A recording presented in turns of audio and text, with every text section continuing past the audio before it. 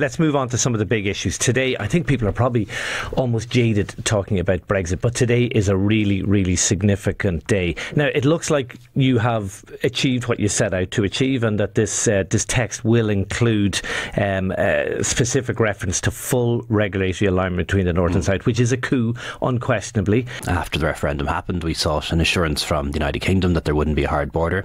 Got that as a verbal assurance.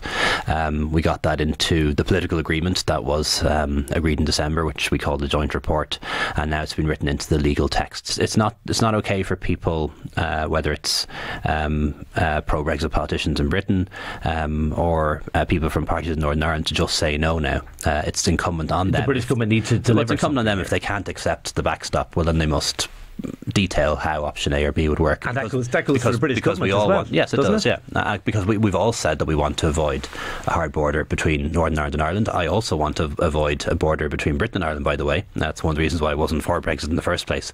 I don't want checks between Liverpool and Dublin any more than I want them between Newry and Dundalk. Boris Johnson writes a letter to Theresa May saying it would be wrong to see the government's task as maintaining no border. That's the Foreign Secretary saying that to the Prime Minister. They're not going to be in a position to deliver this, are they?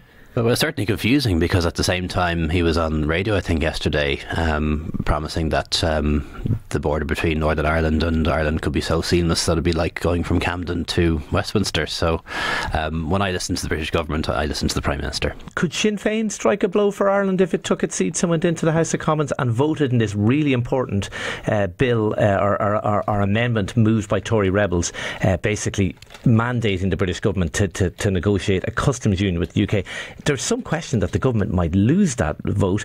Those Sinn Féin 6 votes in it could be crucial. Should they, in the national interest, go in and vote in favour of that legislation, or that amendment rather, in the House of Commons? The Sinn Féin position is that they don't turn up. They lobby, they have offices there. They take the money, and do you think they should vote in that one? Look, at one thing I'm not going to do as Taoiseach, as Prime Minister of Ireland, is start interfering in parliamentary arithmetic in another country.